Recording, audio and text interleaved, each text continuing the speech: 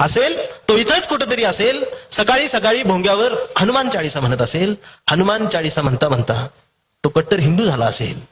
रेल्वेच्या इंजिनासारखा तापला असेल आणि तो हिंदू होऊन मातोश्रीवर आला असेल. असेल तो इथंच कुठेतरी असेल. मातोश्रीवरचा धनुष्यबाण घेऊन खेळत असेल आणि धनुष्यबाण घेऊन हळूच गुवाहाटीला पळाला असेल. असेल तो इथंच कुठेतरी असेल. गुवाहाटीला गेल्यावर झाडी डोंगर हटील बघून मोहरला असेल, बहरला असेल. पण एवढ्यात 50 खोके एकदम ओकेच्या घोषणा ऐकून तो गोंधळला असेल. असेल तो इथंच कुठेतरी असेल. मला धरून नेतील का? माझी चौकशी होईल का? मला पकडून ठेवतील का? म्हणून तो कमळाच्या फुलात लपला असेल. पण कमळाच्या पाकळ्यांनी पर त्याचा आवळून पार रस काढला असेल. असेल तो इथंच कुठेतरी असेल. आणि सगळा रस निघून गेल्यावर तो बाहेर पडला असेल आणि त्याला अचानक बाहेर दिसला असेल.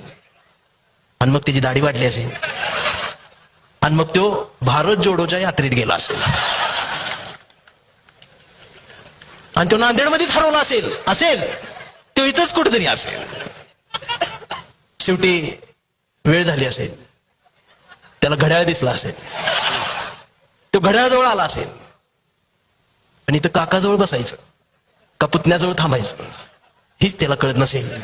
असेल तो इथंच कुठेतरी असेल. शेवटी तुतारी वाजवत बसला असेल. असेल तो इथंच कुठेतरी असेल. शेवटी यांचं सगळ्यांची नाटकं बघून तो चिडला असेल. तो पॅन्थर झाला असेल, विद्रोही झाला असेल आणि तो डायरेक्ट RPI मध्ये गेला असेल. पण त्याच्याच अध्यक्षाच्या कविता ऐकून ऐकून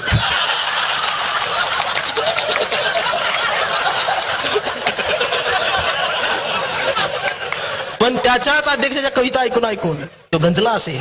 असेल ते इथंच कुठेतरी असेल. कविता ऐकून त्याला वंचित झाल्यासारखं वाटत असेल आणि मग तो हळूच वंचित मध्ये आला असेल. पण इथं नेमकं वंचित कोण हेच त्याला कळत नसेल.